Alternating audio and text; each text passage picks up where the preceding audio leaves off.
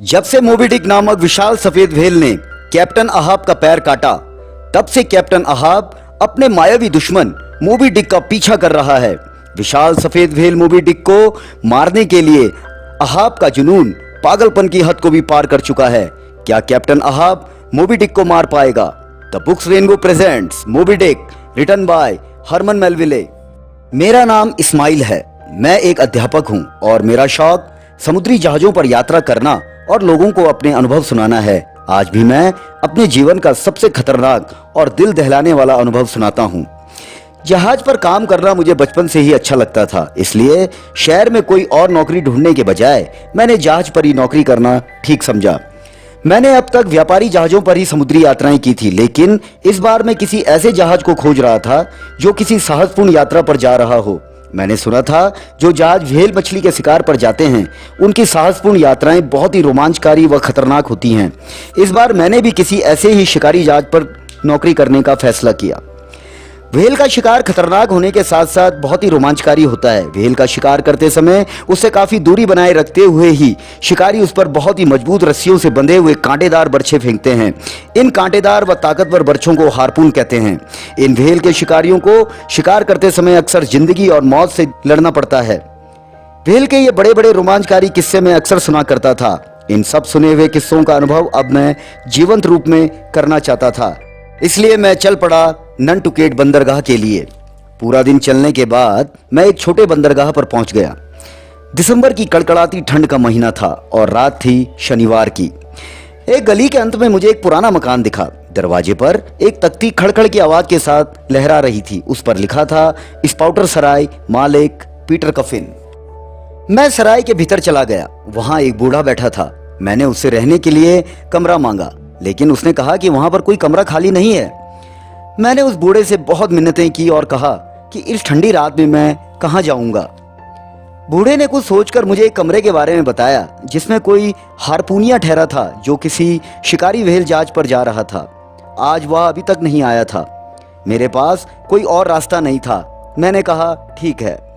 बूढ़े ने मुझे कमरे में सुला दिया। रात को हारपूनिया कमरे में आया तो मुझे देखकर बड़ा गुस्सा हुआ, लेकिन बाद में सारी बात जानकर वो शांत हो गया। उस हारपूनिये का नाम किकेक था और दिखने में बड़ा बदसूरत और डरावना था। देखने में केकेक जितना बदसूरत था, अंदर से दिल का उससे कहीं ज्यादा साफ था। हम दोनों में अच्छी खासी दोस्ती हो गई थी। उसके बाद हम दोनों पहुंच गए ननटुकेट बंदरगाह। कई शिकारी जहाजों को अच्छे से देखने के बाद मुझे पिकार्ड नामक जहाज पसंद आया। मैं अपनी और किकेक की नौकरी के बारे में बात करने के लिए कप्तान को ढूंढने लगा।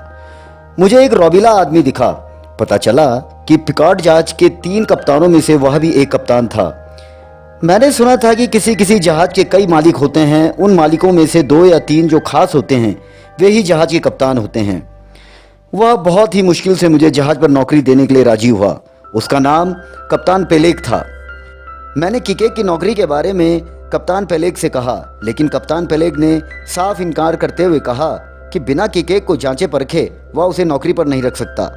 दूसरे दिन मैं कप्तान पेलेग से कह रहा था, यह एक पुराना हारपूनिया है और व्हेल के शिकार में यह आपके लिए बहुत काम का सिद्ध होगा। कप्तान पेलेग ने डेक पर से ही चिल्लाकर सीधे किकेक से सवाल किया, क्यों जी, क्या नाम है तुम्हारा? किकेक। अच्छा किकेक, यह तो बताओ कि हारपून तुमने किस खुशी में उठा रखा है? इससे कभी कोई मछली वछली भी मारी है क्या? किकेक ने पेलेग को घूर कर देखा और फिर बड़ी ही फुर्ती के साथ बिना एक शब्द कहे लपक कर जहाज पर चढ़ गया। वहां से छलांगे लगाता हुआ वह जहाज के एक किनारे की तरफ लपकता हुआ व्हेल नौका में कूद गया और अपने हारपून को साधते हुए बोला, हुजूर, पानी के ऊपर वह काला दाग आपको दिखाई दे रहा है क्या? उसे ध्यान से देखें और मान लें कि वह किसी व्हेल की आंख है। कप्तान, अब जरा ध्यान से देखें। इतना कहकर उसने ठीक बिलदाद, जो कि जहाज का दूसरा कप्तान था, के सिर के ऊपर से अपना हारपून फेंका, जो जहाज के डेकों पर से होता हुआ सीधा उस काले धब्बे से टकराया और उसे देखते ही देखते पल भर में आंखों से ओझल कर दिया। अब उसने बेहद शांति के साथ हारपून की रस्सी खींचते हुए कहा, हाँ तो कप्तान, आपने देखा, वह व्हेल मर गई। पेलेग और बिलदाद बेहद हैरानी के साथ एक दूसरे का मुंह देखने लगे। इतना अचूक निशाना शायद उन्होंने अपने जीवन में पहली बार देखा था। किकेक के रास्ते की रिकॉर्ड अब दूर हो गई थी। इतना अचूक निशाना लगाने वाले हारपूनियों को भला कोई कैसे छोड़ सकता था? जल्दी से रजिस्टर ले आया गया और उसमें खुशी खुशी किके का नाम भी लिख दिया गया। उसके बाद हम दोनों घाट के किनारे टहल रहे थे कि अचानक एक अजीब से आदमी ने हमें रोककर पूछा, तुम दोनों उस जहाज पर नए भर्ती हुए हो क्या? ईश्वर तुम्हारी रक्षा करे, शायद तुम्हें नहीं पता कि तुमने स्वयं को मौत के हवाले कर दिया है। व्हेल के शिकार के लिए तो और भी जहाज हैं, लेकिन इस पिकार्ड नामक जहाज की बात बहुत ही अजीब है। इस जहाज के कप्तान के बारे में लगता है तुम्हें कुछ भी नहीं मालूम। वह आदमी मुझे अजीब सा पागल लग रहा था। किसी अनजान आदमी का रास्ता रोककर उससे इस तरह उल्टी सीधी बातें करने की उसकी हिम्मत कैसे हो रही थी? मैं इस बात पर बहुत ज्यादा हैरान था। मैं जल्द से जल्द उससे पीछा छुड़ाकर आगे बढ़ना चाहता था, लेकिन किके को शायद उस आदमी में कुछ दिलचस्पी पैदा हो गई थी। उसने पूछा, तुम कौन से कप्तान की बात कर रहे हो? तुम्हारा मतलब कप्तान अहाब से है? कप्तान अहाब जहाज का मुख्य कप्तान था। वह बोला, हाँ, मैं कप्तान अहाब की ही बात कर रहा हूँ। तुम शायद जानते नहीं हो, कप्तान अहाब करीब करीब इस समय आधा पागल हो गया है। जब से सफ़ेद व्हेल ने उसकी टांग चबाई है, तभी से ही वह उस व्हेल को मारने की योजना बना रहा है। अब वह व्हेल के शिकार के लिए नहीं, बल्कि एक तरह से अपने किसी पुराने दुश्मन से बदला लेने के लिए जा रहा है। उसके साथ काम करना किसी पागल के साथ रहने के बराबर है। अभी तुम लोग मेरी बात नहीं समझोगे। खैर, मेरा नाम एलिजा है, मेरी बात याद रखना। अच्छा, चलता हूँ, खुदा हाफिज। मैं उस पागल से दिखने वाले आदमी को काफी देर तक जाते हुए देखता रहा। मैंने सोचा, या तो सचमुच इसका दिमाग खराब है या फिर ये कप्तान अहाब से किसी बात पर चिढ़ा हुआ है। किकेक ने कहा, या कोई सिरफरा मालूम होता है, इसकी बातों पर ज्यादा ध्यान देने की जरूरत नहीं है। इसी तरह 1-2 दिन और गुजर गए। एक दिन यह ऐलान हुआ कि पिकार्ड के सभी जहाजी अपने अपने संदूक जहाज पर पहुंचा दें, क्योंकि जहाज किसी भी समय लंगर उठा सकता है। हम दोनों ने भी अपना सामान जहाज पर पहुंचा दिया। जहाज पर पहुंचने पर मुझे मालूम हुआ कि कप्तान अहाब बीती रात को ही जहाज पर पहुंच चुके हैं, परंतु वे कल रात से अभी तक अपने केबिन में ही थे। लंगर उठाया गया, जहाज के पाल फैला लिए गए, जिससे हमारा जहाज घाट से धीरे धीरे दूर सरकने लगा। शाम होते होते हमारा जहाज खुले समुद्र में पहुंच गया। ठंडी ठंडी हवा चल रही थी और अब हमारा जहाज अटलांटिक महासागर में प्रवेश कर रहा था। ननटुकेट से चले हुए हमें आज कई दिन हो गए थे, लेकिन कप्तान अहाब अभी तक एक बार भी डेक पर नहीं आए थे। एक दिन दोपहर के बाद से वह अब रोज दिखाई देने लगा। मैंने देखा कि कप्तान अहाब की खोजी नजरें समुद्र में किसी को खोजती रहती थी। अभी तक बिना किसी बाधा के जहाज निरंतर आगे बढ़ रहा था, किंतु अभी तक वह अपने टारगेट में नहीं लगा था और उसका टारगेट था व्हेल का शिकार। एक सुबह मैंने देखा, नाश्ते के बाद अहाब ने आदेश दिया कि वह सभी जहाजियों से पीछे वाले डेक पर मिलना चाहता है। कप्तान अहाब के आदेशानुसार धीरे धीरे जहाज के सभी जहाजी इकट्ठा हो गए। अचानक उसने अपने टोप को सीधा करते हुए उनकी ओर मुड़कर कहना शुरू किया, मेरे प्यारे दोस्तों, इस बार हम एक बहुत ही विशिष्ट खास व्हेल के शिकार पर निकले हैं और वह है सफेद व्हेल। इतना सब कहने के बाद उसने अपनी जेब से एक बड़ा सोने का सिक्का निकाला और उसे सभी को दिखाते हुए बोला, दोस्तों, इस सिक्के का मूल्य $16 है। आप में से जो कोई भी एक सफेद सिर वाली बड़ी सी व्हेल उसका पता जो पहले आकर मुझे बताएगा, उसे यह $16 का सोने का सिक्का इनाम में मिलेगा। इतना कहने के बाद कप्तान अहाब ने एक हथौड़ी ली और सोने के उस सिक्के को जहाज के उस बड़े से मस्तूल पर गाड़ दिया, जो कि जहाज का मुख्य मस्तूल था। उस सफेद व्हेल के बारे में सबसे पहले मैंने कप्तान अहाब के मुंह से, फिर दूसरे साथी जहाजियों के मुंह से बहुत सी हैरत अंगेज कहानियां सुनी। इस सफेद व्हेल को वैसे तो देखा बहुत कम लोगों ने ही था, परंतु लंबी समुद्री यात्रा पर जाने वाला हर समुद्री यात्री यह भली भांति जानता था कि मोबी डिक नाम की एक बड़ी सफेद व्हेल दुनिया के इन महासागरों में घूमती रहती है। मोबी डिक के साथ हुई कप्तान अहाब की लड़ाई के बारे में भी मुझे पता चला। सफेद व्हेल के अप्रत्याशित हमले में कप्तान अहाब की एक टांग घुटने के नीचे से कटकर अलग हुई थी। कप्तान अहाब ने मोबी डिक को मारने के लिए एक खास किस्म का हार्पून बनवाया था। अब अहाब को रात दिन सिर्फ एक ही धुन सवार थी कि कब मोबी डिक मिले और कब वह उस पर अपने इस भयानक हार्पून से वार करे। वह रोज हार्पून को अपने हाथ में तौलते हुए मोबी डिक को मारने की कसम खाता। इसी तरह दिन बीत रहे थे। एक दिन राशेल नाम का एक जहाज सामने की तरफ से आकर हमारे रास्ते में खड़ा हो गया। उसे देख कप्तान अहाब को भी अपना जहाज रोकना पड़ा। जहाज का कप्तान नाव लेकर हमारे जहाज पर आया और आते ही उसने कप्तान अहाब के पैर पकड़ लिए और कहने लगा, कप्तान, तुम्हें तो पता है कि मेरा जहाज भी ननटुकेट का ही है। मैं तुमसे मदद मांगने आया हूँ। अभी कुछ दिन पहले ही व्हेलों से हुए एक मुकाबले में हमारी एक नाव कहीं भटक गई है। उस नाव में मेरा 14 साल का लड़का भी है। कई दिन से मैं उस नाव को ढूंढ रहा हूँ, लेकिन कुछ पता नहीं चला। कप्तान, मेहरबानी करके तुम मेरी मदद करो। मुझे पूरी आशा है कि अगर उसे ढूंढने के काम में तुम्हारे जहाज ने भी मेरा हाथ बटाया तो मैं जल्द ही अपने बच्चे से मिल सकूंगा। थोड़ी देर तक कुछ सोचने के बाद कप्तान अहाब कुछ सख्त लहजे में बोला, नहीं भाई, मुझे तो माफ करो। मैं मोबी डिक का पीछा अब 1 घंटे के लिए भी नहीं छोड़ना चाहता। मुझे पूरी आशा है कि अब मैं कुछ ही दिनों में मोबी डिक को ढूंढ लूंगा। मैं यहाँ सिर्फ मोबी डिक की ही खोज में आया हूँ और अब यहाँ तक पहुँचने के बाद मैं बिल्कुल भी वक्त बर्बाद करना नहीं चाहता। मुझे माफ करो भाई। कप्तान अहाब ने राशेल के कप्तान की मिन्नतों की तरफ बिल्कुल भी ध्यान नहीं दिया। अंत में हारकर बेहद निराशा के साथ राशेल का कप्तान अपने जहाज पर वापस लौट गया।